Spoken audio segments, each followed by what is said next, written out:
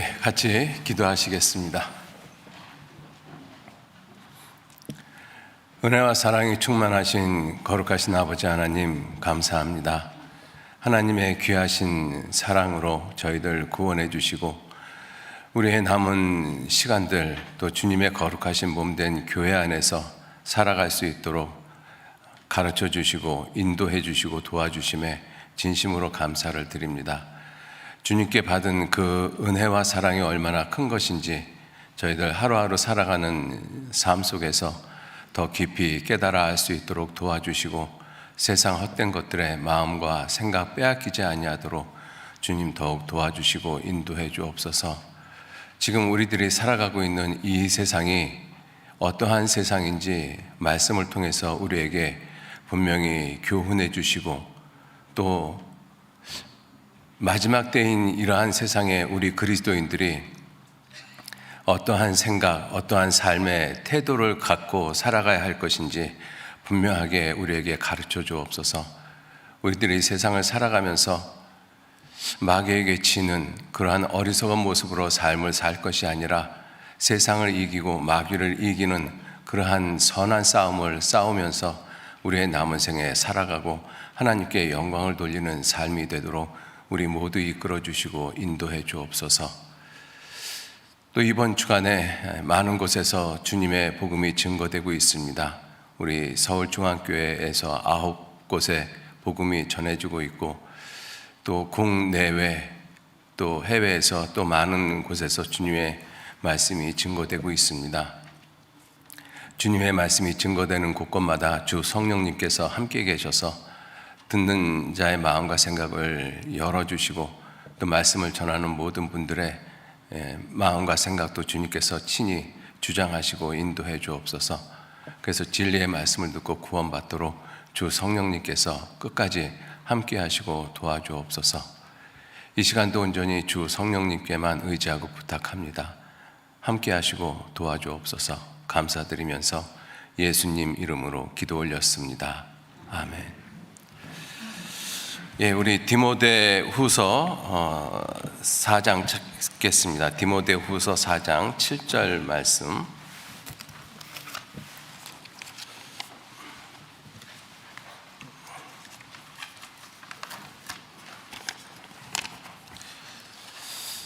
디모데후서 4장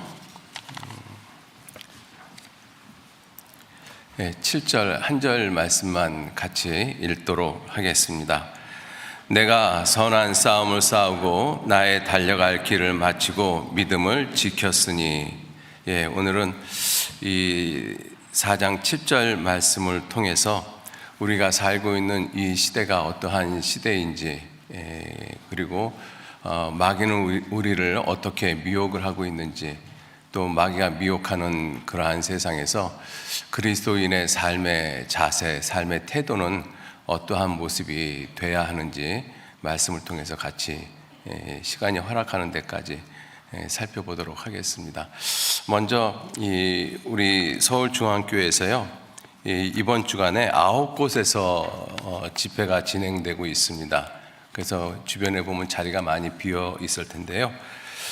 직장인 집회, 그 다음에 문화부 집회, 청년연합 집회, 그리고 교구는 동작교구, 송정교구, 그 다음에 내선교구, 그리고 구역으로서는 금천 241구역, 만안 511, 512구역, 그리고 서림 261구역 이렇게 그 집회가 지금 진행되고 있습니다.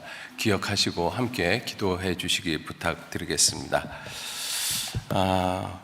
오늘 이 바울 사도가 디모데후서 4장을 통해서 바울 사도의 삶이 어떠한 삶이었는지를 아주 단적으로 말씀을 하고 계십니다. 내가 선한 싸움을 싸우고 나의 달려갈 길을 마치고 믿음을 지켰다. 우리 모두 그리스도인 모두가 마지막 죽음의 순간이 다가온다라면 우리 모두가 이와 같은 바울 사도와 동일한 말을 할 수 있었으면 좋겠습니다. 제 개인의 바람도 그러하고요. 이 바울 사도는 이 디모데에게 디모데후서 4장을 기록하면서 결국은 이 마지막 유작과 같은 유언과 같은 말씀을 남기고 돌아가셨습니다. 그런데 이 바울 사도께서 이 주님을 섬기는 그러한 30여 년의 그 시간을 이와 같이 딱 세 가지로 말씀을 하고 계시잖아요. 선한 싸움, 그 다음에 달려갈 길, 그리고 믿음을 지켰다, 이렇게 말씀을 하고 있습니다. 왜 그런가 하면 믿음이라는 것 자체가 지켜야 할 것이라는 것을 우리 이 성경 말씀을 통해서 우리에게 분명히 말씀을 하고 있습니다. 우리가 지켜야 될 것, 성경을 통해서 살펴보면 잠언 4장 23절에 무릇 지킬 만한 것보다 더욱 내 마음을 지키라. 대저 생명의 근원이 이에서 남이니라. 그래서 마음을 지키라고 하고 있고요. 또 우리가 또 지켜야 될 것은 또 내 생명도 지켜야 되고 또 내 가족도 지켜야 되잖아요.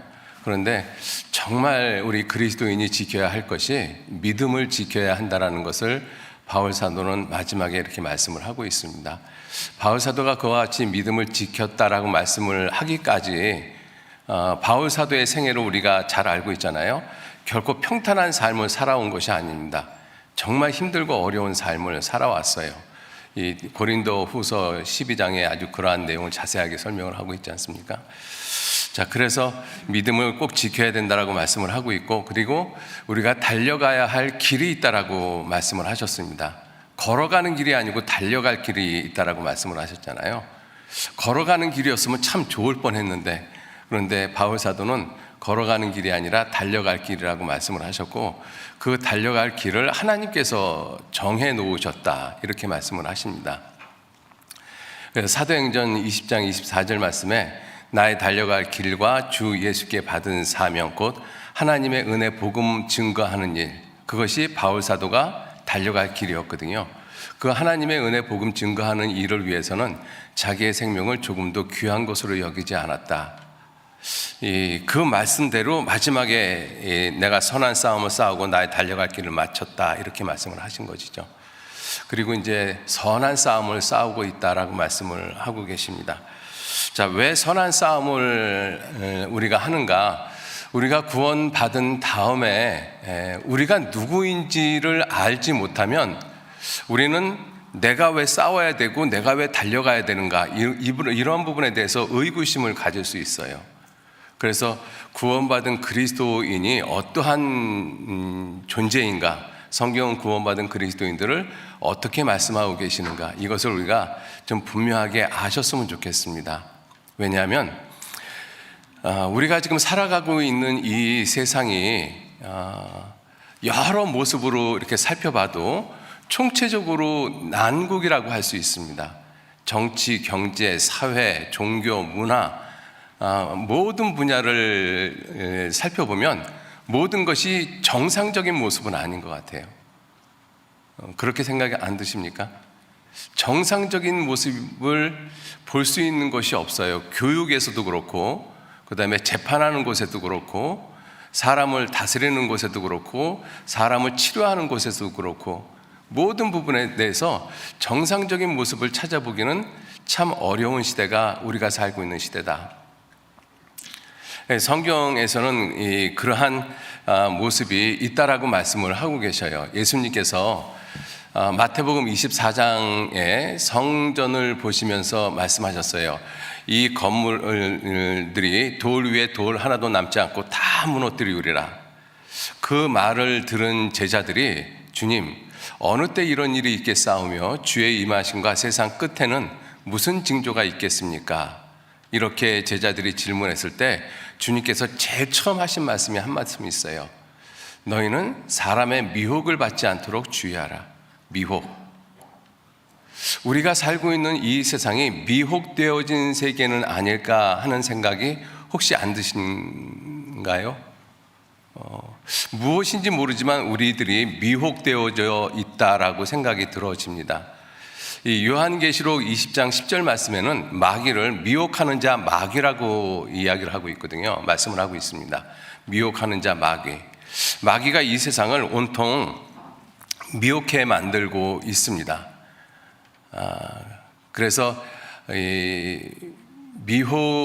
미혹되어지면 옳고 그른 것을 구분할 수가 없잖아요. 참과 거짓을 뒤섞어 놓으면 무엇이 참이고 무엇이 거짓인지 모르게끔 되어져 있습니다. 그게 이제 미혹되어지는 것이잖아요. 그래서 거짓이 진리인 줄 알고 따라가고, 그 다음에 참은 거짓인 줄 알고 버리고, 그러한 모습이 우리가 살고 있는 이 시대에 아주 만연해 있다는 것을 우리가 알 수가 있습니다. 이 사람이 악해지면 그 사람, 그 백성을 인도하는 지도자도 악한 지도자가 나오는 것 같다라는 생각도 듭니다.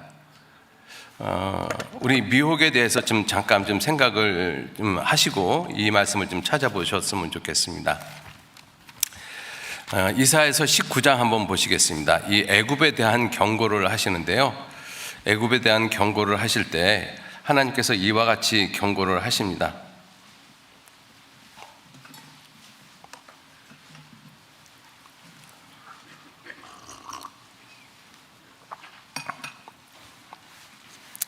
이사야서 19장 애굽에 대한 경고입니다. 13절 말씀 제가 읽겠습니다. 13절서부터 15절까지. 소안의 방백들은 어리석었고 노베의 방백들은 미혹되었도다. 그들은 애굽 지파들의 모퉁이 도리언을 애굽으로 그릇 가게 하였도다. 여호와께서 그 가운데 사특한 마음을 섞으셨으므로 그들이 애굽으로 매사에 잘못 가게 함이 취한 자가 토하면서 비틀거림 같게 하셨으니 애굽에서 머리나 꼬리나 종려나무나 가지나 갈대나 아무 할 일이 없으리라. 이 애굽에 대해서 경고하시면서 소안, 노 이렇게 말씀을 하고 있는데, 이 애굽의 가장 중요한 도시들이죠. 우리 한국으로 말하면 이 서울, 부산 뭐 이런 아주 중요한 도시들입니다. 그런데 그러한 도시들을 치리하는 그 방백들은 어리석었고 그 다음에 미혹되었다. 그들은 애굽 지파의 모퉁이 돌인데 애굽으로 그릇 가게 했다. 이 지도자들은 백성들을 옳게 인도하는 그 책임이 있습니다. 바르게 인도하는 책임이 있잖아요. 그런데 이 애굽의 방백들은 이 백성들을 갖다가 그릇 가게 했다. 그래서 여호와께서 그 가운데 사특한 마음을 섞으셨으므로 그들이 애굽이란 그 나라로 매사에 잘못 가게 함이, 이 성경에서 애굽은 세상을 말씀을 하고 있지 않습니까? 이 애굽을 지금 우리가 살고 있는 이 세상으로 생각을 해봐도 이 말씀은 우리에게 큰 교훈이 되어집니다. 지금 세상에서 가장 큰 영향력을 끼치고 있는 그러한 나라들이 있잖아요. 그러한 나라들이 예전과 같지는 않다라는 것입니다. 무엇인가 정상적인 그 궤도를 벗어나서 잘못 가고 있다라는 것이죠.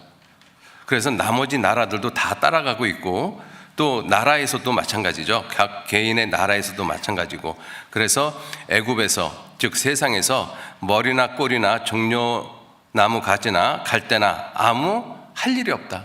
할 일이 없어요. 그 할 일이 없다라는 것 중에 대표적인 것이 백성을 옳게 인도할 수 있는 그러한 일들이 없다라는 것입니다. 왜? 미혹되어졌기 때문에. 또 이스라엘이 멸망할 당시에도 하나님께서 말씀을 하고 계셔요. 이 예루살렘 성에 대해서 이 예레미야가 슬픈 노래를 기록을 했습니다. 이스라엘이 멸망하고 난 다음에 BC 586년에 이스라엘이 멸망하고 성전이 다 불탔잖아요. 그리고 난 다음에 이 예레미야가 슬픈 노래를 기록을 했습니다. 그 노래 가운데 이러한 내용이 있습니다. 예레미야 애가 2장을 보시죠. 예레미야 애가 2장 1145페이지입니다. 예레미야 애가 2장 14절 말씀, 14절 제가 읽겠습니다. 내 선지자들이, 예루살렘 선지자들이 내게 대하여, 예루살렘에 대하여 헛되고 어리석은 묵시를 보았으므로 내 죄악을 드러내서, 예루살렘의 죄악을 드러내서 내 사로잡힌 것을 돌이키지 못하게 했다. 그러니까 이 선지자들이 이 잘못 어리석어서 그 당시에 예루살렘의 죄악을 드러내지 못해서 이 바벨론에 사로잡혀가는 것을 돌이키지 못했다라고 이야기를 하고 있는 것입니다. 그러면서 하시는 말씀이 저희가 이 거짓 선지자들이죠. 어리석은 선지자들, 저희가 거짓 경고와 미혹해 할 것만 보았도다. 이 미혹해 할 것만 봤다라는 것도 참 우리가 지금 살고 있는 시대에 정말 공감이 되어져요. 지금 세상에서 나름대로 지도자라고 하는 학식이 있고 지식인이라고 하는 사람들이 미혹할 것만 보고 있다라는 그런 생각들이 강하게 드는 시대가 우리 시대입니다.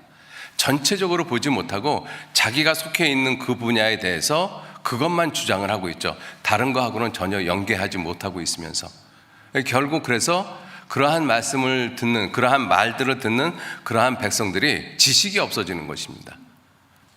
이제 그러다가 보니까 잠언 28장에도 나라는 죄가 있으면 주관자가 많아진다라고 되어 있어요.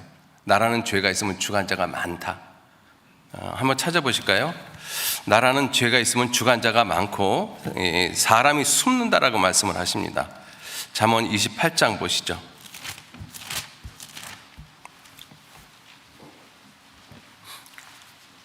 잠언 28장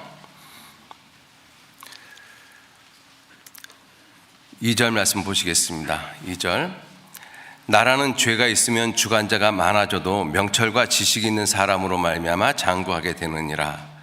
나라는 죄가 있으면 주관자가 많다.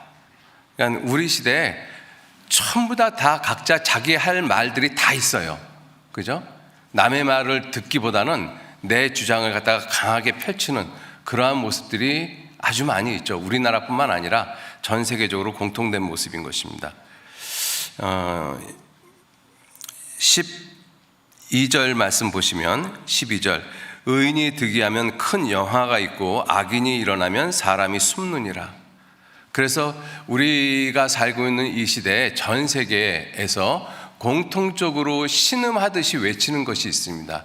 그것이 무엇이냐면 사람이 없다. 사람이 없다. 이게 무슨 뜻이에요? 사람이 없다는 뜻이 사람이 다 죽었다는 뜻이 아니잖아요. 그죠? 사람다운 사람, 정말 백성을 올바로 인도할 수 있는 사람, 그리고 또 올바른 지도자, 통치자, 그러한 사람들이 없다라는 것입니다. 왜 그렇게 됐을까? 왜냐하면 지금 우리가 살고 있는 시대가 인구가 지금 거의 80억에 가까운 인구가 지금 살고 있습니다. 지금 현재 78억이 넘었지 않습니까? 그 78억의 인구 가운데서 정말 사람을 인도할 사람이 그렇게 한 사람도 없을까요? 그런데 전 세계는 지금 똑같은 모습으로 이렇게 신음하듯이 앓고 있어요. 사람이 없다라고. 그 가장 근본적인 이유가 미혹되어져 있기 때문에 그렇습니다. 누구에게 미혹되어졌는가? 마귀에게 미혹되어졌습니다. 이렇게 마귀에게 미혹되어졌다라고 하면 안 믿는 사람들의 입장에서는 그러한 이야기가 참 어색하게 들려요. 세상에 마귀가 어디 있어? 귀신이 어디 있어? 사탄이 어디 있어? 안 믿는 사람들의 입장에서는 또 그렇고, 또 설령 안 믿는 사람들이 마귀, 귀신, 사탄에 대해서 요즘은 굉장히 친근하게 생각을 하고 있습니다. 그래서 마귀의 모습도 아주 뭐라 그러죠? 뭐라 그러나요? 귀엽게, 그죠? 귀엽게 이렇게 만들어 놔가지고 아이들하고도 이렇게 친근한 모습으로 이렇게 마귀의 모습이 많이 이렇게 형상화되고 이렇게 그 인형 같은 것들도 만들어내잖아요. 그래서 사람들이 마귀에 대해서 성경에 있는 그러한 마귀의 모습은 전혀 생각하지 못하고 있어요. 아주 자기하고 가까운 친구처럼 그러한 것들이 다 미혹되어져 있는 모습인 것입니다. 자, 이 마귀는 세상을 그렇게 미혹해 놓고 있기 때문에 결국은 이 세상을 지도해가는 지도자들의 모습이 그러한 백성들을 갖다가 미혹해 한다라고 말씀을 하고 계셔요. 이사야서 9장 한번 보시죠. 이사야서 9장. 이사야서 9장 16절 말씀. 이사야서 9장 16절 말씀 같이 읽겠습니다. 백성을 인도하는 자가 그들로 미혹해 하니 인도를 받는 자가 멸망을 당하는도다. 백성을 인도하는 자들이 백성을 옳게 인도를 해야 되는데 백성을 미혹해 한다라고 되어 있어요. 백성을 미혹해 한다. 참 놀라운 표현이지 않습니까? 백성을 인도하는 사람은 백성이 미혹되지 않도록 올바른 길로 인도해야 됨에도 불구하고 오히려 백성을 미혹해 한다라고 말씀을 하고 있어요. 왜 그런가 하면 그 백성을 인도하는 그 지도자조차도 미혹되어져 있기 때문에 그렇습니다. 여러분 이렇게 한번 생각해 보세요.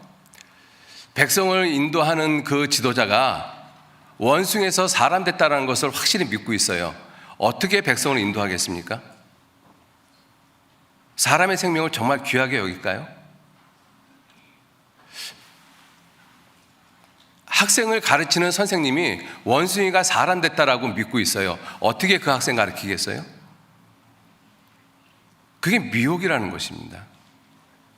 그런데 그렇게 미혹된 사람들이 지금 지도자가 되어져 있잖아요. 그러한 지도자에 의해서 우리는 이끌림을 받고 있고, 그러면서도 우리는 미혹되어졌다라고 전혀 생각을 못하고 있어요. 그게 가장 큰 문제입니다. 우리가 살고 있는 이 세상은 마귀에 의해서 정말 놀랍도록 미혹되어져 있는 세상이거든요. 여러분들, 마귀가 그렇게 세상을 미혹해 시켜 놓으면 이 미혹되어진 세상에 살아가는 사람들은 자기가 누구인지 무엇을 해야 될지를 알지를 못하게끔 되어져 있어요. 왜냐하면 마귀가 미혹하는 그 방법 중에 첫 번째 방법이 무엇이냐면 정체성을 상실케 만드는 것입니다. 사람이 누군지를 모르게 만드는 거예요. 사람하고 짐승하고 구분을 없애버리는 것이죠.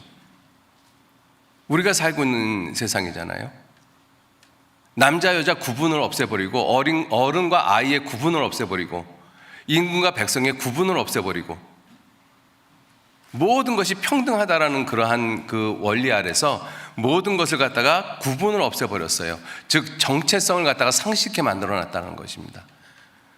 그러니까 지금 우리가 살고 있는 시대가 지금 이렇게 됐어요. 남자끼리 여자끼리, 남자가 여자가 되고 여자가 남자가 되고, 아주 놀라운 모습이죠. 그런데 그러한 세상을 정상적인 세상이라고 생각을 하는 거예요. 귀신을 숭배하는 그러한 풍습을 받아들이면서도 그건 하나의 축제라고 생각을 하고 있고, 그러면서 우리는 미혹되어졌다라고 생각을 안 해요. 이게 지금 우리가 살고 있는 세상인 것입니다.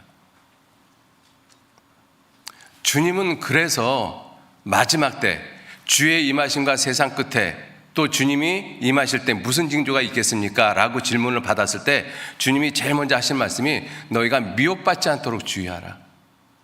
왜? 마귀가 그러한 모습으로 엄청난 사람들을 갖다 미혹해 할 것이니까. 히틀러가 그런 말을 했습니다. 거짓말은 크게 해라. 그리고 반복해서 해라. 그러면 결국은 믿을 것이다. 우리 시대잖아요. 사람들은 작은 거짓말에 잘 안 속습니다. 자기가 똑똑하다라고 생각하기 때문에 작은 거짓말은 잘 안 속아요. 그런데 큰 거짓말은 아주 쉽게 속아 넘어갑니다. 하나님 없어, 가장 큰 거짓말이잖아요. 원숭이가 사람 됐다, 가장 큰 거짓말이지 않습니까? 천국과 지옥 없다, 가장 큰 거짓말이잖아요. 그런데 그 거짓말은 너무 쉽게 받아들이잖아요. 그리고 끊임없이 반복을 하고 있습니다. 그러면서 우리 미혹되어져 있는 모든 사람들이 나름대로 자기는 똑똑하다라고, 자기는 미혹되어지지 않았다라고 생각을 하고 살아가고 있다는 것입니다. 그러한 모습을 그리스도인에게도 비춰보면 교훈이 되어져요. 마귀는 구원받은 그리스도인들을 떠나는 것이 아니잖아요. 마귀가 누가복음 4장 7절 8절에 보면 예수님을 다 시험하고 난 다음에 성경에 뭐라고 기록되어 있어요? 잠시 동안 그를 떠나니라. 제가 얼마 전에도 어떤 분하고 상담을 했는데 구원받으면 마귀가 그 시험을 안 하는 걸로 생각을 하고 계시더라고요. 구원받은 사람한테는 마귀가 가까이 못하는 것으로 생각을 하고 있어요. 안 그렇습니다. 구원받은 사람들한테 정말 가까이 있죠. 왜? 넘어뜨리기 위해서. 그런데 이 마귀가 그리스도인들도 미혹해하고 있거든요. 그리스도인들을 어떻게 미혹을 하고 있는가 하면 그리스도인이 무엇인지를 몰라요. 자기가 무엇을 해야 하는지, 어떠한 일을 해야 하는지를 전혀 모르게끔 만들어 놓고 있습니다. 우리 그리스도인들이 그렇게 세상에 살아가요.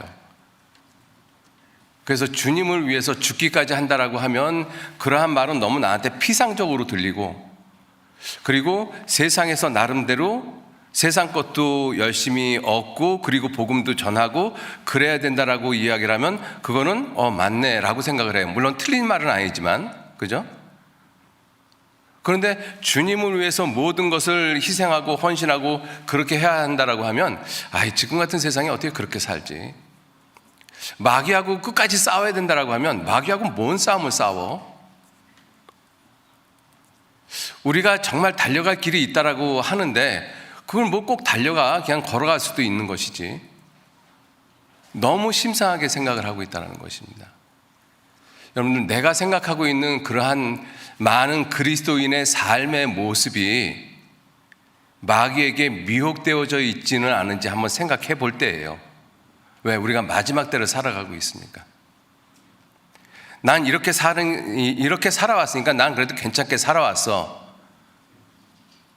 라고 생각할 것이 아니라 정말 내가 성경 말씀에 옳게, 주님 말씀에 옳게 마귀에게 미혹되지 않는 모습으로 내가 삶을 살고 있을까 한 번쯤은 짚고 넘어가야 할 그러한 시간이라고 생각됩니다. 왜냐하면 올해보다는 내년이 훨씬 더 힘들어질 것이라고 다들 이야기를 하고 있잖아요. 그죠? 내년은 훨씬 더 힘들어질 것입니다. 분명히. 많은 사람들이, 많은 경제 전문가들이 그렇게 이야기를 하고 있기 때문에 분명히 그렇게 될 것이라고 생각이 돼요. 저도. 점점 살기는 힘들어지고 어려워져 가고 있는데 그러한 세상에서 내가 정말 선한 싸움을 싸우고 믿음을 지키고 달려갈 길을 마치기 위해서는 내가 어떻게 살아야 할 것이냐, 이거 정말로 깊이 생각해야 될 이 주제라고 생각이 됩니다.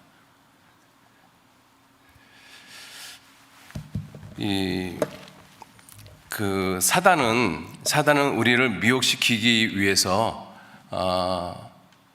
이 문화를 파고들었거든요. 문화, 그죠? 특히 대중문화. 그래서 대중문화라고 일컬어지는 대표적인 것이 음악, 영화, 이 미디어들이지 않습니까? 여러분들, 그러한 우리가 지금 유튜브를 안 보는 사람들은 아마 거의 없을 거예요. 그죠? 어린아이서부터 시작을 해서 이 할머니, 할아버지들까지도 유튜브는 다 보고 계시더라고요.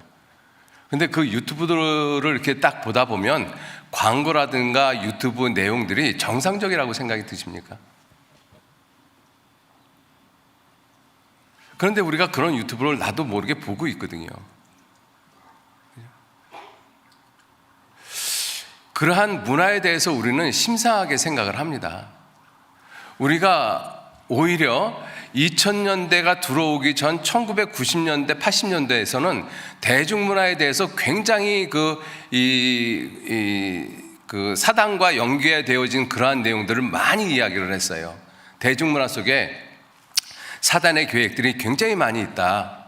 그래서 대중문화를 접하지 않도록, 접하더라도 알고 접하도록 그런 것들을 갖다가 많이 이야기를 했는데 2022년 지금 우리가 살고 있는 시대에는 그러한 대중문화에 대한 어떤 경각심이 전혀 없어져 버렸어요. 그래서 이 세상에서, 이 온 세상에서 이 문화도 지금 공통된 모습, 동일한 모습으로 지금 문화가 바뀌어져 가고 있지 않습니까? 그 대표적인 것이 할로윈입니다. 이번 이 할로윈 이 축제 때 이태원에서 많은 사람들이 이렇게 사고를 당해서 죽었지 않습니까? 이 할로윈 때 불의의 사고를 당한 유가족들이 우리 안에도 분명히 있을 거예요. 근데 직계는 아니다 할지라도 사촌이든지 육촌이든지 아마 그런 분들이 있을 겁니다. 그러한 유가족들에게는 하나님의 위로가 있기를 바라는 마음으로 이 할로윈에 대해서 좀 잠깐 좀 말씀을 드리도록 하겠습니다. 제가 지금 말씀을 드리는 것은 어떤 분이 제게 이 자료를 주셨어요. 2019년 10월 30일에 어디에다 이렇게 보내드렸던 그러한 내용들을 정리해서 이렇게 저한테 보내주셨는데, 먼저 그분께 감사드리고요. 그 내용이 많아서 다 읽기는 어렵고, 할로윈에 대한 그러한 우리들이 잘 모르고 있잖아요. 어렴풋하게만 알고 있지. 그러한 부분에 대해서 좀 몇 가지 좀 말씀을 좀 드리도록 하겠습니다. 이 할로윈은 본래 약 2500년 전 아일랜드 켈트족이 샤마인이라는 죽음의 신을 섬기면서 죽은 후 인간의 영혼은 사메인에 의해서 구원받을 수 있다는 종교에서 비롯되었다. 켈트족은 1년에 한 번씩 사메인 신을 달래기 위해서 희생 제사를 드렸는데, 그날이 1년의 끝날인 10월 31일에 행해졌다. 켈트족은 거칠고 강팍한 민족이므로 희생 제사를 드릴 때 사람까지 번제로 드린 것으로 전해진다. 그리고 그 종교 집단은 밤에 검은 옷, 검은 두건을 쓰고 횃불을 밝히고 마을마다 다니면서 강제로 처녀를 제물로 받아 인신 제사를 드렸는데, 마을에 가서 처녀를 바칠 것인가 아니면 죽을 것인가. 이게 할로윈 데이 때 어린아이들이 트릭 오어 트리트 이렇게 이야기하면서 사탕을 달라고 그러잖아요. 아마 그러한 모습의 전신인 것 같습니다. 처녀를 바치지 아니하는 마을은 전체 불살라 버렸다. 지구 북반구에 있는 아일랜드는 겨울과 여름이 대부분인데 10월 31일을 여름의 끝이고 11월 1일은 겨울의 시작으로 여겼다. 그래서 여름이 끝나는 10월 31일에는 각종 유령, 마귀, 귀신들이 찾아와 살아있는 사람 속에 들어가 다음에 다시 태어나는 것을 믿었다. 이것도 이제 부활 사상도 여기 있다라고 이야기를 하고요. 그래서 켈트족은 그 유령과 귀신들을 속이기 위해서 집안에 불을 끄고 사람이 안 사는 집처럼 꾸미고 동물의 가죽을 뒤집어 쓰기도 하며, 또는 귀신들이 도망가도록 하기 위해서 귀신보다 더 무서운 복장이나 가면을 쓰고 밤에는 동네마다 장작 더미를 쌓고 불을 피웠다고 한다. 한편 4세기 로마가 기독교를 받아들이면서 로마 캐톨릭이 형성되잖아요. AD 313년 이 밀라노 칙령에 의해서.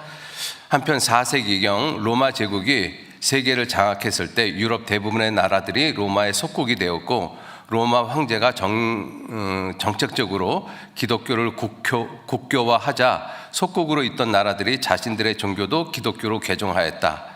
켈트족의 사메인 숭배 풍습도 인신제사를 제외하고 기독교 안에 그대로 들어왔으며, 그 사메인 의식은 몇 세기에 걸쳐서 전 유럽에 퍼져나갔다. 악습이 퍼지는 것을 염려한 로마 카톨릭 교황 그레고리 4세는 AD 840년 5월 13일로 지키던 모든 성인의 날, 그것을 영어로 하면 All Hallows Day입니다. 할로우가 이 거룩하게 하다는 뜻이거든요. 그 날을 11월 1일로 바꾸고 그 전날인 10월 31일을 전야제 All Hallows Evening으로 전하여 로마 카톨릭의 죽은 자의 숭배, 로마 카톨릭의 죽은 자의 숭배가 무엇이냐면요, 우리가 그 사도신경을 우리가 외우다가 보면 성도들이 서로 교통하는 것과 이런 사도신경의 내용이 나오잖아요. 그 성도들이 구원받은 형제자매들이 서로 교제하는 것을 이야기하는 것이 아니라 이미 죽은 성인들과 교통하는 것을 이야기하는 것입니다. 그래서 이 사메인 풍습하고 연계를 시켰던 것이죠. 그 죽은 자의 숭배 일과 켈트족의 사메인 종교 풍습을 연계시켰다. 그 전야제를 All Hallows Evening으로 표기하다가 나중에는 할로윈이 되었다. 아일랜드와 스코틀랜드 사람들이 미국에 이주하면서 그 풍습이 대대적으로 미주에 퍼지기 시작하였다. 이 할로윈 데이는 개신교와 정반대되는 날이기도 하다. 마틴 루터는 1517년 10월 31일 로마 카톨릭을 대항하여 카톨릭의 타락상을 고발하는 95개 조항이 기록된 문서를 독일의 비텐부르크 성당 문에 게시함으로 종교 개혁을 일으켰던 날이다. 그 종교 개혁으로 인해 잃어버렸던 성경을 다시 평신도의 손으로 들어가게 되었고, 그리스도의 복음을 통하여 구원에 이르는 참 신앙의 길이 열리게 되는 중요한 날이 10월 31일이다라고 이야기를 하고 있죠. 이처럼 본래 사탄을 숭배하던 이방인의 풍습이 죽은 자를 숭배하는 날 할로윈 데이라는 그럴듯한 이름으로 로마 카톨릭 안에 자리 잡게 되었고, 이 전통이 지금까지 이어져 오고 있는 것이다. 하지만 이런 기원과 상관없이 오늘날의 할로윈 데이는 할로윈 커스텀이라고 해서 사람, 귀신들을 놀래기 위해서 얼마나 기발하고 기괴한 분장을 하는가에 초점이 맞춰져 있다. 프랑켄슈타인, 뱀파이어, 좀비로 분장한 사람들이 길거리를 활보하며 파티를 열고 웃고 즐기는 날로 변모되고 있는 것이다. 그런데 사실 할로윈 데이를 전후해서 개봉하는 할리우드 영화들의 할로윈 코스튬의 단골 주제인 살아있는 망자, 이것이 바로 좀비에 대한 것이죠. 좀비에 대한 이야기는 기독교 부활 신앙에 대한 일정의 반정서적인 조롱이라는 것을 알아야 한다. 여러분들, 우리가 영화 같은 것을 보면 특히 좀비에 대해서 많이 보고 있잖아요. 그 좀비가 죽었다가 살아난 모습이잖아요.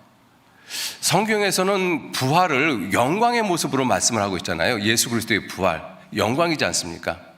그런데 그 예수 그리스도의 부활을 아주 우스꽝스러운 모습으로 그렇게 표현하고 있다는 것이죠. 좀비의 모습으로. 이제 우리가 그런 것도 좀 이제 생각을 하면서 우리가 영화를 보더라도 좀 봐야 될 거라는 그런 생각이 듭니다. 성경은 죽은 자의 부활의 첫 열매 대신 예수님이 다시 오실 때 썩지 아니할 영광스러운 몸으로 다시 사는 것으로 묘사하고 있다. 하지만 사탄의 문화로부터 비롯된 할로윈 데이에서는 죽은 자의 부활을 프랑켄슈타인, 뱀파이어, 좀비와 같이 썩고 천박하고 저주받은 몸으로 다시 사는 것으로 묘사하고 있다. 이건 우리들이 지금 정말 깊이 생각해 봐야 될 것입니다. 자, 그리고 몇 군데만 좀 더 읽도록 하겠습니다. 옛날 켈트족의 지도자로서 동물의 희생제사장으로 있다가 예수를 믿게 된 탐 생큐네트라는 사람은 할로윈의 어두운 면이라는 책에서 할로윈은 사탄이 마음 놓고 활보하는, 사탄이 가장 좋아하는 날이라고 말하고 있습니다. 그런데 그런 할로윈 데이를 즐기면서 사탄이 있다라는 것, 사탄이 그렇게 나쁜 존재라고 생각을 안 하고 있잖아요. 할로윈 축제를 하면서. 사탄교 창시자인 안톤 라빈은 나는 크리스천 부모들이 아이들에게 적어도 1년에 한 번 사탄을 숭배하도록 허락한 것에 대해 기뻐한다 라고 말한 바가 있다. 또한 예수의 복음을 영접하기 전 사탄교의 고위 성직자였던 존 라미네즈는 할로윈과 관련하여 다음과 같이 경고하고 있다. 우리는 여러 가지 방법으로 사탄을 숭배하는데 발빠르게 움직인다. 왜냐하면 그것이 즐겁기 때문이다. 축제이잖아요. 우리는 할로윈 복장을 하며 얼굴에 색칠하고 심지어 교회까지도 할로윈을 축하하기 위해서 호박으로 교회 정문에 장식한다. 이러한 행동은 마치 내 교회가 여기 있다, 내가 가져도 좋다라고 말하는 것과 같다. 존 라미네즈는 계속해서 우리는 사탄의 의식을 행한다거나 인간 희생 의식을 하지 않기 때문에 안전하다라고 생각하지만 당신이 할로윈 복장을 하는 순간 사탄이 당신을 소유한다는 사실을 알고 있는가? 그렇게 함으로써 당신은 법적 권리를 사탄에게 양도하고 당신과 당신의 아이들이 사탄의 휴일을 축하하는 것이다. 당신은 아이들에게 할로윈 복장을 허락함으로써 당신의 아이들을 영적인 희생물로 바치는 것이라고 경고하고 있다. 이러한 할로윈의 가장 큰 위험은 어린 아이들에게 사탄, 귀신, 그리고 여러 악한 생각을 친구처럼 만들어 버리는 것에 있다. 그리고 그것을 재미로 즐기는 동안 어린 아이들은 선과 악에 대한 개념을 혼돈하게 된다. 그러지 않아도 요즘 어린 아이들은 재미가 아니라 선악의 기준이 되어버렸다. 재미가 있으면 모든 것이 용납되고 재미가 없으면 아무리 옳은 것이라도 받아들여지지 않는 세대이다. 따라서 부모들은 우리 자녀들에게 선과 악을 분명히 구별하도록 훈련시킬 필요가 있다고 제안하고 있다. 여러분들, 우리가 이 축제, 문화 이러한 부분에 대해서 우리가 좀 생각을 해볼 필요성이 있습니다. 이번 할로윈 축제 때 10대, 20대가 많이 죽었다라고 하지 않습니까? 근데 어떤 목사님이 그 얘기를 하면서 제가 깨달았는데, 그 10대, 20대가 그렇게 많이 죽을 수밖에 없었던 것이 유치원 때부터 할로윈 복장을 가지고 그렇게 놀이 삼아서 했다라는 거예요.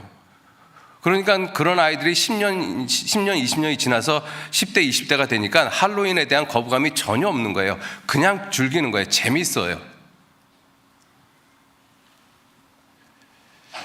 여러분들, 우리가 이러한 대중문화에 대해서 무비판적으로 생각하고, 특히 우리 그리스도인들, 구원받은 그리스도인들이 할로윈 데이 때 아이들에게 유치원에서 그러한 복장을 해야 한다고 해서 한다라고, 그 아이들한테 그러한 복장을 시켜준다라면 그건 큰 잘못입니다. 그죠? 유치원에 안 보내는 한이 있어도 그거 하지 말으셔야 돼요. 여러분들, 그러한 싸움을 싸울 생각을 안 하면 마귀하고 싸워서 이길 수가 없습니다. 마귀는 지금 그러한 모습으로 이 세상을 온통 어지럽혀 놓고 미혹해 만들어 놓고 있어요. 그리고 그리스도인이 어떠한 존재인지조차도 모르게끔 만들어 놓고 있습니다. 그런 상태에서 우리가 교회당에 와서 말씀을 들어요. 그리스도인의 삶은 이렇게 살고 성령의 열매를 맺혀야 되고 뭐 해야 되고 들을 때는 다 고개를 끄덕입니다. 그런데 내가 선한 싸움을 싸우는 군사라고 생각 안 하고 있거든요. 내가 마귀하고 왜 싸워야 되는데?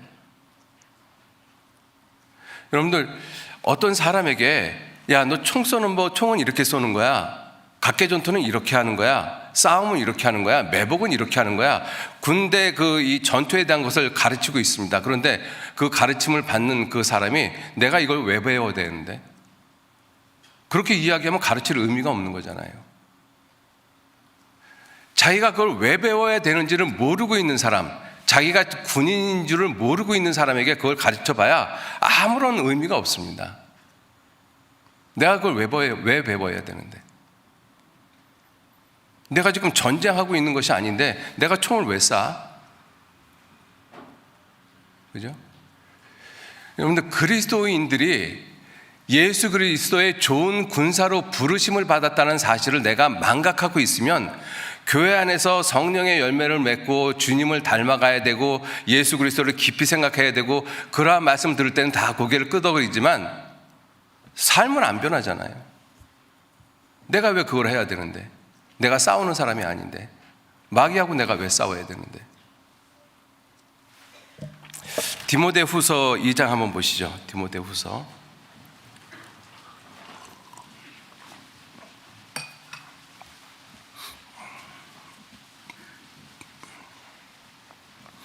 디모데후서 2장 3절 말씀서부터 제가 읽겠습니다. 디모데후서 2장 3절. 내가 그리스도 예수의 좋은 군사로 나와 함께 고난을 받을지니 군사로 다니는 자는 자기 생활에 얽매이는 자가 하나도 없나니 이는 군사로 모집한 자를 기쁘게 하려 함이라. 경계하는 자가 법대로 경계하지 아니하면 면류관을 얻지 못할 것이며 수고하는 농부가 곡식을 먼저 받는 것이 마땅하니라. 여러분들, 예수님이 부활하시고 난 다음에 이렇게 말씀하셨잖아요. 아버지께서 나를 보낸 것 같이 나도 너희를 세상에 보내노라. 그죠? 예수님이 돌아가시기 전에 제자들을 둘씩 세상으로 보내셨잖아요. 예수님이 우리를 보내셨습니다. 그 보내셨다는 의미가 이렇게 이 디모데후서 2장에서는 세 가지로 말씀을 하고 있잖아요. 그리스도 예수의 좋은 군사, 그 다음에 경계하는 자, 그것도 법대로 경계하는 자, 그리고 추수하는 일꾼. 그런데 내가 추수하는 일꾼인지도, 내가 경계하는 사람인지도, 내가 예수 그리스도의 좋은 군사인지도 알지 못하는 사람에게 많은 것을 가르쳐봐야 무슨 의미가 있겠느냐고. 물론 안 가르치는 것보다 낫겠죠. 정말 중요한 것은 내가 그리스도 예수의 좋은 군사라는 거 꼭 기억하셔야 됩니다. 왜냐하면 마귀가 지금 펼쳐놓은 세상에서 우리 구원받은 그리스도인들이 살아가고 있지 않습니까? 그리고 우리는 그 마귀하고 싸워야 되는 사람인 거예요. 그 싸움에서는 우리가 반드시 이겨야만 되는 것입니다. 싸움에 지고 있으면 할 말이 없어요. 패자는 아무 할 말이 없는 거잖아요. 이왕 싸움이 시작이 됐다라면 우리는 반드시 그 싸움을 이겨야 됩니다. 근데 바울 사도는 그 싸움이 무슨 싸움이라고 말씀을 하셨는가 하면 선한 싸움이라고 말씀을 하셨어요. 선한 싸움. 왜 선한 싸움일까요? 영원한 생명을 건지는 싸움이 있지 않습니까? 악한 자와의 싸움이기 때문에 그렇습니다. 그리고 그 싸움은 하나님께 속한 싸움이기 때문에 그래요. 우리가 군사로 부름을 받았다. 그런데 무슨 군사라고요? 예수 그리스도의 좋은 군사라고 말씀하고 있어요. 내가 구원을 받았다라면 나는 예수 그리스도의 좋은 군사로 지금 싸워야 되는 사람인 걸 아셔야 되거든요. 그 선한 싸움이라는 것이 다윗도 골리앗과 싸우면서 이렇게 다윗이 이야기를 합니다. 사무엘상 17장 보시죠.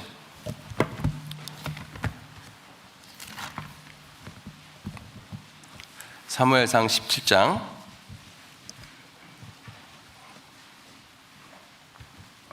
다윗이 그 골리앗에게 하는 말입니다. 17장 45절 말씀서부터 읽겠습니다. 사무엘상 17장 45절. 다윗이 블레셋 사람에게 이르되 너는 칼과 창과 단창으로 내게 오거니와 나는 만군의 여호와의 이름 곧 네가 모욕하는 이스라엘 군대의 하나님의 이름으로 네게 가노라. 오늘 여호와께서 너를 내 손에 붙이시리니 내가 너를 쳐서 네 머리를 베고 블레셋 군대의 시체로 오늘날 공중의 새와 땅의 들짐승에게 주어 온 땅으로 이스라엘에 하나님이 계신 줄 알게 하겠고. 47절 같이 읽겠습니다. 또 여호와의 구원하심이 칼과 창에 있지 아니함을 이 무리로 알게 하리라. 전쟁은 여호와께 속한 것인즉 그가 너희를 우리 손에 붙이시리라. 전쟁은 여호와께 속한 것인즉. 선한 싸움인 이유 중에 하나가 하나님이 함께 하시는 싸움이기 때문에 그렇습니다. 지극히 거룩하신 분, 지극히 선하신 분, 그분과 함께하는 싸움이기 때문에 그래요. 그죠? 또 여호사밧 시대 때 아람 왕하고 싸울 때 그 여호사밧 왕도 이렇게 이야기를 합니다. 이렇게 말씀을 합니다. 역대하 20장 보시죠. 아람 군대가 쳐들어왔을 때 이 큰 무리를 우리가 어떻게 대적할 줄 모르겠습니다. 이렇게 기도를 하면서 이런 말씀을 합니다.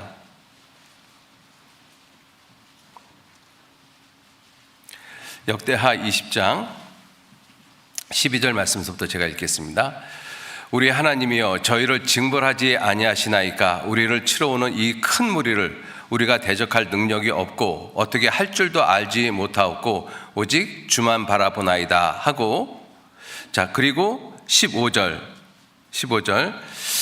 야하시엘이 가로되 온 유다와 예루살렘 거민과 여호사밧 왕이여 들을지어다.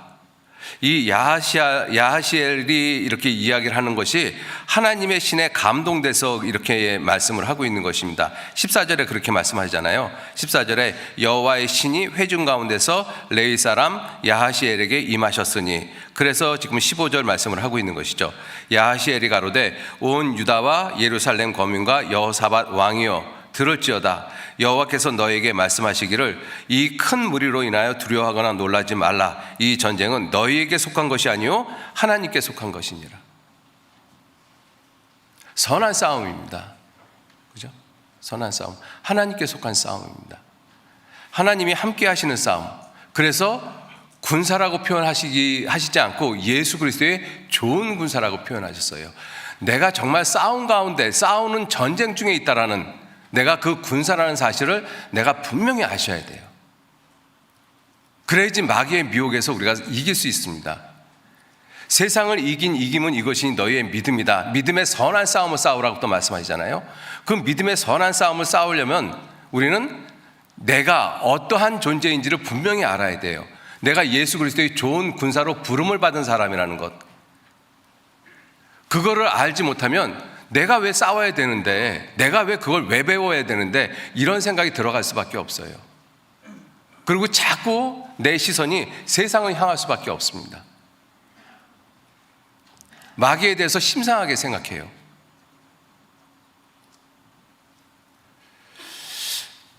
그 전쟁은 여호와께 속한 전쟁이고 여호와께 속한 전쟁이기 때문에 그 전쟁은 반드시 이깁니다. 지는 전쟁이 아니에요. 왜? 하나님이 함께 하시는 전쟁이기 때문에. 그런데 우리는 그 전쟁에서 내가 전쟁에 참여하는 사람이라고 생각을 안 하면 나 개인은 전투에서 패해요. 전쟁이라는 큰 모습에서는 하나님이 계시기 때문에 이기지만, 그러나 개인의 전투에서는 패할 수밖에 없습니다. 왜? 내가 군인이 아니라고 생각을 하니까. 내가 지금 싸우고 있다고 생각을 안 하니까. 여러분들, 전쟁을 시작을 했으면, 싸움을 시작을 했으면 어떻게 해야 돼요? 이겨야 돼요? 져야 돼요? 반드시 이겨야 돼요.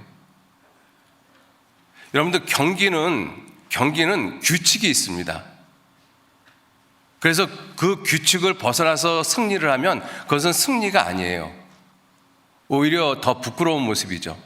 그런데 전쟁은 규칙이 없어요. 전쟁은 규칙이 없습니다. 여러분들 지금 세상 보세요. 평화로운 시대에 국제관계는 여러 가지의 조약을 갖다가 맺어요. 전쟁이 나면 그 조약 아무 소용 없습니다. 전쟁이 났는데 전쟁에서 우리 이렇게 약속했잖아. 근데 너희들이 왜 우리를 쳐? 이런 이야기는 의미가 없는 거예요. 전쟁을 했으면, 싸움을 했으면 무조건 이겨야 돼요. 전쟁을 했는데 졌다? 패자는 말이 없습니다. 여러분들, 역사는 승자의 편의 것이라고 이야기를 하잖아요. 그죠? 조지 오웰이 쓴 1984년이라는 그 책을 읽어보면 그 책에 진리부가 있어요. 4개의 부서가 있거든요. 진리부, 사랑부, 이렇게 4개의 부서가 있는데, 그 진리의 부서의 표제가 무엇이냐면, 과거를 지배하는 자가 미래를 지배한다. 현재를 지배하는 자가 과거를 지배한다. 이렇게 돼 있어요. 정말 맞는 말이거든요. 그래서 모든 나라의 정권을 잡으면 과거를 갖다 자꾸 변경을 시키려고 해요. 왜? 자기의 정통성을 만들려고. 그렇게 승자는 나름대로 모든 것을 조작할 수 있거든요. 그렇기 때문에 전쟁을 하면 무조건 이겨야 돼요. 그런데 우리는 마귀와 싸우면서 마귀와 시합한다라고 생각을 하지 전쟁한다라고 생각을 안 해요. 그래서 우리가 마귀와 싸우면서 대충 싸웁니다. 대충. 이 정도면 됐지. 그게 타협이라는 것입니다. 꼭 그렇게까지 해야 돼?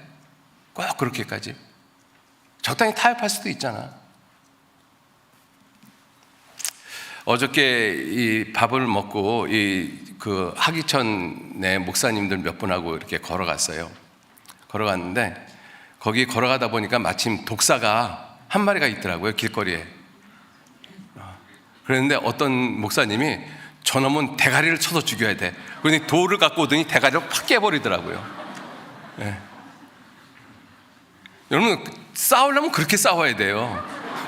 그죠? 근데 처음에 돌을 던졌을 때는 몸뚱이를 쪄가지고 몸이 반 정도 이렇게 잘라졌거든요. 그런데 뱀이 꿈틀거리더라고요. 근데 대가리가 깨지니까 그대로 끝이 나버리더라고요.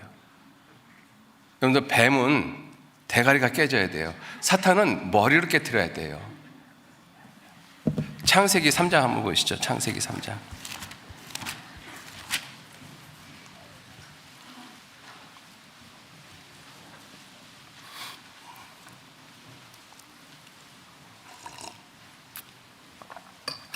창세기 3장 15절 같이 읽겠습니다. 내가 너로 여자와 원수가 되게 하고 너의 후손도 여자의 후손과 원수가 되게 하리니 여자의 후손은 내 머리를 상하게 할 것이요 너는 그의 발꿈치를 상하게 할 것이니라 하시고.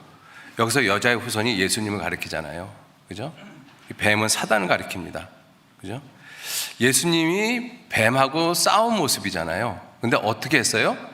예수님이 뱀의 머리를 깨트려 버렸어요. 이겨야 되는 거예요. 이겨야 되는 것입니다. 근데 우리는 내 주변에 있는 사탄과 싸우면서 머리를 깨트릴 생각을 안 하거든요. 그냥 대충 몸 일부를 제거했다라고 생각하고 이 정도면 됐지라고 생각을 해요. 여러분들, 우리가 사탄하고 싸우는 것은 경기하는 것이 아니라는 것입니다. 경기는 룰이 있고 규칙이 있지만 전쟁, 싸움은 규칙이 없어요. 무조건 이겨야 돼요. 마귀와의 싸움. 예수님이 그 마귀의 머리를 깨트렸잖아요. 여러분들, 마귀가 나하고 싸울 때 마귀는 나한테 인정사정 봐줄 것 같습니까? 수단과 방법을 가리고 싸울 것 같습니까? 수단과 방법 안 가리고 싸워요. 욥의 모습을 한번 보셔요. 욥을 시험하는 모습을 한번 보셔요. 하루아침에 그 많은 재산 다 잃어버리게 하고 10자씩 하루아침에 죽고 몸 머리끝에서부터 발끝까지 병이 나서 기와장으로 긁게끔 만들고, 그러한 모습을 지켜보고 있는 아내는 하나님 저주하고 죽으라고 이야기를 하고, 그리고 그러한 친구들은 계속 와서 야, 너와 네 자식이 죄가 있었으니까 이렇게 망했지, 계속 이야기를 하고 있잖아요. 여러분들, 그 욥을 그렇게 시험하는 그 마귀의 모습을 보면 너무 잔인하다고 생각 안 듭니까? 그게 마귀의 모습이에요. 마귀는 수단과 방법을 가리지 않습니다. 넘어뜨리기 위해서는. 근데 우리는 마귀와 싸우면서 대충 싸우거든요. 대충 싸워요. 머리를 깨트리려고 안 합니다. 그러니 우리가 어떻게 이기겠어요? 바울 사도께서 내가 선한 싸움을 싸웠다 이렇게 말씀하시잖아요. 선한 싸움을 싸웠다. 선한 싸움을 싸우고 이기셨기 때문에 그 말씀을 하신 거예요. 지셨다라면 그렇게 말씀 안 하셨겠죠. 여러분들, 선한 싸움은 무조건 이겨야 돼요. 그리고 달려갈 길이 있거든요. 하나님께서 정해놓으신 길, 사람의 걸음을 여호와께서 정하셨다고 말씀하십니다. 시편 37편에 하나님께서 내게 정해놓으신 길이 있어요. 각자의 길이 있습니다. 이 예수님이 부활하시고 베드로에게 네가 이렇게 될 것이다 라고 이야기를 하셨어요. 요한복음 21장 한번 보시죠. 요한복음 21장.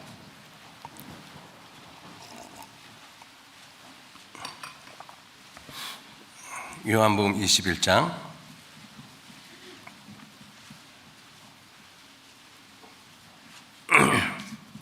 부활하신 다음에 예수님께서 베드로에게 네가 나를 사랑하느냐 3번 물으시고 이렇게 말씀을 하셨어요.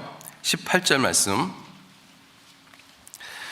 내가 진실로 내게 이르노니 젊어서는 네가 스스로 띠띠고 원하는 곳으로 다녔거니와 늙어서는 네 팔을 벌리리니 남이 내게 띠띠우고 원치 않는 곳으로 데려가리라. 이 말씀을 하시면 베드로가 어떠한 죽음으로 하나님께 영광을 돌릴 것을 가리키심이로라. 이 말씀을 하시고 베드로에게 이르시되 나를 따르라 하시니 베드로가 돌이켜 예수의 사랑하시는 그 제자 사도 요한을 가리킵니다. 이 요한복음을 쓴 그 따르는 제자가 따르는 것을 보니 그는 만찬석에서, 이 사도 요한은 만찬석에서 예수의 품에 의지하여 주여 주를 파는 자가 누구오니까 묻던 자라. 이에 베드로가 그를 보고 예수께 여짜오되 주여 이 사람, 이 사도 요한은 어떻게 되겠습니까? 예수께서 가라사대 내가 올 때까지 그를 머물게 하고자 할지라도 네게 무슨 상관이냐? 너는 나를 따르라. 사도 요한이 갈 길이 따로 있고 네 갈 길이 따로 있어. 너는 가서 복음을 전해. 그게 베드로의 달려갈 길이거든요. 사도 요한의 달려갈 길이 따로 있고 우리에게도 각자의 달려갈 길이 따로 있습니다. 그죠? 그 길은 걸어가는 길이 아니라 달려갈 길이라고 말씀하셨어요. 바울 사도도 끝까지 그 길을 달리셨습니다. 그죠? 그 달려가는 길을 끝까지 완주했다라는 것이잖아요. 끝까지. 그죠? 믿음도 끝까지 지켰어요. 선한 싸움도 끝까지 싸웠고, 그래서 이기셨고, 달려갈 길도 끝까지 달려갔어요. 믿음도 끝까지 지키고. 여러분, 끝까지 하는 것이 중요한 것입니다. 그죠?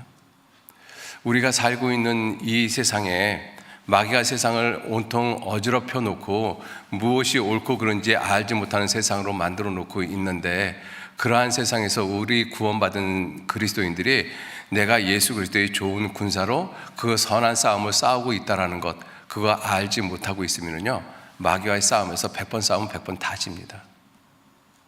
정말 내가 누군지 아셔야 돼요. 이 세상, 내가 편안히 사는 세상이 아니라 마귀와 싸우는 세상인 거 아셔야 돼요. 마귀와 싸우는 것 정말 아셨으면 좋겠어요. 내가 마귀와 싸운다라고 하면 나머지 세상에 있는 것들은 사소한 것이 돼버려요. 안 그렇겠습니까? 마귀와 싸우는 것이 정말 크면 세상에 있는 것들은 크게 문제 안 됩니다. 정말 안 돼요. 근데 세상에 있는 것들이 나한테 크게 느껴지는 이유가 뭐예요? 마귀하고 싸우고 있다는 생각을 내가 안 하고 있기 때문에 그래요. 여러분들 정말 그 생각 하셔야 돼요. 같이 기도하시겠습니다. 하나님, 귀한 은혜와 사랑에 진심으로 감사드립니다. 주님이 오실 때가 가까울수록 세상은 더 어지러워져 가고 혼란스럽고 어두워져 가고 있습니다. 이러한 세상에서 구원함을 받은 우리 그리스도인들이 어떻게 살아가야 할 것인지를 마음 가운데 더욱 분명하게 교훈해 주시고 각인시켜 주시기를 간절히 의지하고 부탁드립니다. 우리가 예수 그리스도의 좋은 군사로서 부름을 받은 사람으로 마귀와 선한 싸움을 싸우고 있다는 분명한 사실을 우리 마음 가운데 잊어버리지 아니하도록 각인시켜 주시고 이끌어 주옵소서. 우리의 나머지 모든 삶, 선하신 주님의 뜻에만 의지하고 부탁드립니다. 감사드리면서 예수님 이름으로 기도 올렸습니다. 아멘.